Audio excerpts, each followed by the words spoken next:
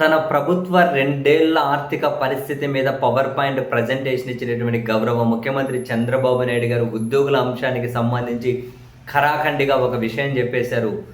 మేము అధికారంలో ఉన్న 2014-19 మధ్య రాష్ట్ర ప్రభుత్వ సొంత పన్నుల ఆదాయంలో ఉద్యోగుల జీతభత్యాల వాటా 87%గా ఉండేది. 2019-24 జగన్మోహన్ రెడ్డి గారి ప్రభుత్వ హయాంలో దాన్ని 110%కి పెంచారు.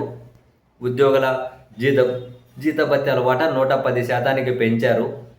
మేము అధికారంలోకి వచ్చిన ఈ 2 ఏళ్లలో మళ్ళీ దాన్ని మేము 96%కి తగ్గించగలిగాం. దాన్ని మరింతగా తగ్గిస్తాం అని సూటిగా శుద్ధి లేకుండా చాలా విస్పష్టంగా చెప్పారు. అంటే ఏంటి? ముఖ్యమంత్రి గారు చెప్పిన దాని ప్రకారమే జగన్మోహన్ రెడ్డి గారి ప్రభుత్వ హయాంలో ఉద్యోగులకి ఎనలేని మేలు జరిగింది. అయినా కూడా ఉద్యోగులు రోడ్డు ఎక్కారు. అంటావా జగను, అంటావా జగను అని పాటలు పాడారు, ఆందోళనలు చేశారు, చుట్టుముట్టారు, తీవ్రమైనటువంటి దుష్ప్రచారం చేశారు. చిన్న చిన్న అంశాలనే పట్టుకొని, కాలికి బలపం పట్టుకొని, నోటికి మాటలు పట్టుకొని విచ్చలవిడిగా ప్రచారం చేశారు, మాట్లాడారు.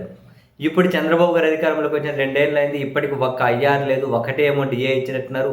పిఆర్ కమిషన్ని కూడా నియమించలేదు. ఉద్యోగులను దేకను కూడా దేకడం లేదు. కాదు కూడదు అనుకుంటా ఎప్పుడోసారి పిలుస్తూ ఉన్నారు, మంచిగా ఒక సెల్ఫీ దిగుతూ ఉన్నారు. అసలు ప్రభుత్వ పెద్దలను కలవడమే మాకు మహాభాగ్యం అని చెప్పి ఉద్యోగ సంఘాలు కూడా సంబరపడిపోతూ ఉన్నాయి. ఈ 2 ఏళ్లలో వాళ్ళు ఎలాంటి ఆందోళనలు చేపట్టలేదు.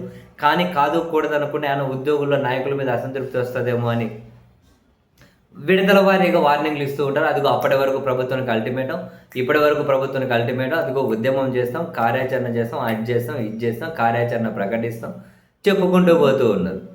ఇప్పుడు ఉద్యోగులకు ఖరాఖండిగా చంద్రబాబు గారు చెప్పారు, వాళ్ళకు కలుగుతున్నటువంటి ప్రయోజనాలు ఏమున్నాయో వాటిని మరింతగా తగ్గిస్తాము అని. మరి ఇప్పుడు ఉద్యోగులు వాట్ నెక్స్ట్ ఏం చేస్తారు?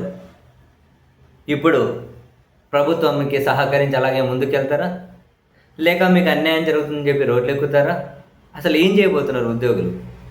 చూడాలి.